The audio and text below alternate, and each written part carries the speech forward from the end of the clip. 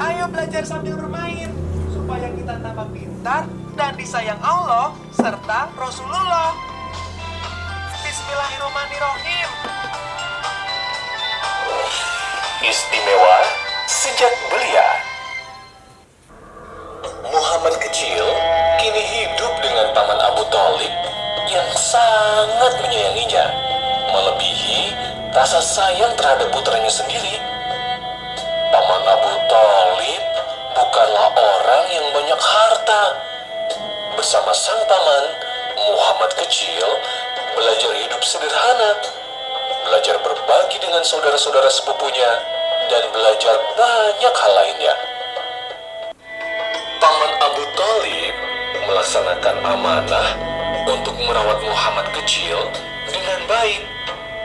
40 tahun lamanya, Paman Abu Thalib mendampingi dan menjaga Muhammad dengan segenap jiwa dan raganya. Muhammad kecil dididik sejak kecil untuk bekerja keras, mencari nafkah, membantu pamannya memenuhi kebutuhan Muhammad kecil dan juga keluarga Paman Abu Thalib. Keberkahan dengan hadirnya Muhammad kecil bahkan dirasakan oleh penduduk Mekah. Mekah pernah diterpa kemarau yang sangat panjang. Para pembesar Quraisy meminta Paman Abu Thalib untuk berdoa. Beliau lalu membawa Muhammad kecil ke Ka'bah. Punggung mungilnya disandarkan ke Ka'bah, dan atas izin Allah Subhanahu wa Ta'ala, hujan pun turun membasahi kota Mekah.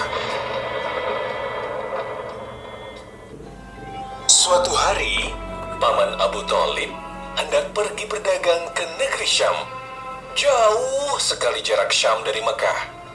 Paman Abu Thalib membawa Muhammad kecil yang saat itu berusia 12 tahun untuk mengajarinya berdagang.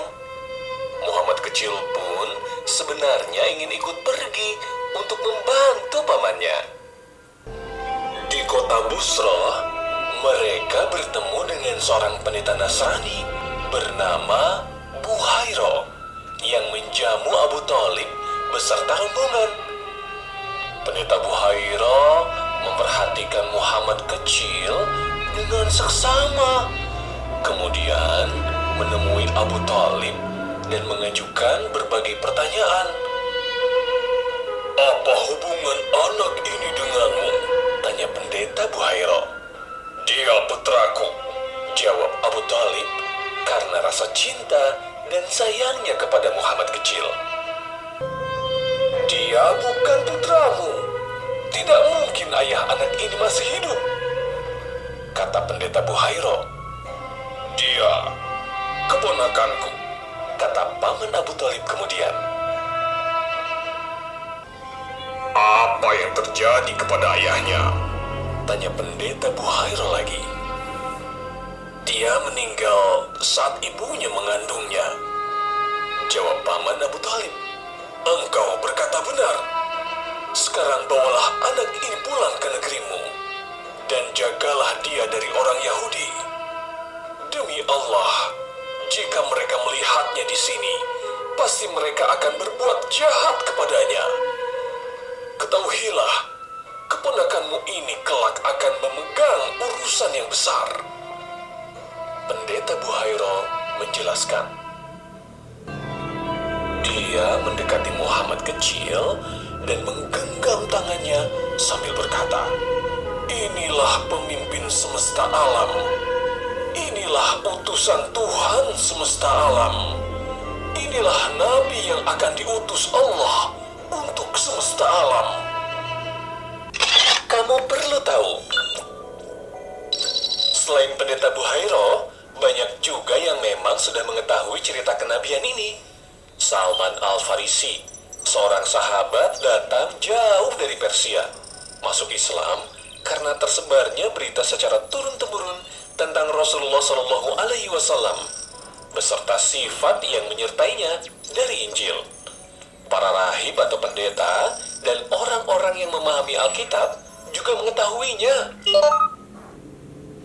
"Dari mana engkau tahu?" Paman Abu Thalib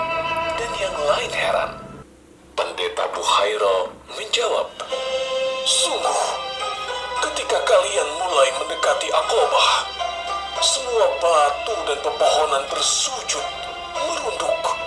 Padahal batu dan pohon tidak akan bersujud, kecuali di situ ada seorang nabi. Aku mengenali dia dari tanda kenabian di bawah tulang rawan bahunya. Kami mengerti tanda itu dari kitab suci kami. Sikap Buhairo menunjukkan bahwa para ahli kitab, termasuk Yahudi dan Nasrani, memiliki pengetahuan tentang kenabian Muhammad Rasulullah SAW beserta tanda-tandanya.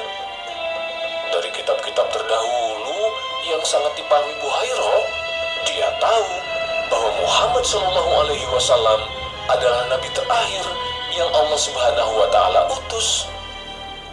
Abu Thalib pun menuruti apa yang dikatakan pendeta Buhairo dan membawa Muhammad kecil pulang. Kamu perlu tahu, Abu Hurairah meriwayatkan suatu hari Rasulullah SAW berkata, tidaklah Allah Subhanahu wa Ta'ala mengutus seorang nabi melainkan dia pernah menggembala domba. Para sahabat bertanya, engkau juga wahai Rasulullah? Benar, dulu aku menggembala domba milik penduduk Mekah dengan imbalan beberapa kirot, jawab Rasulullah SAW.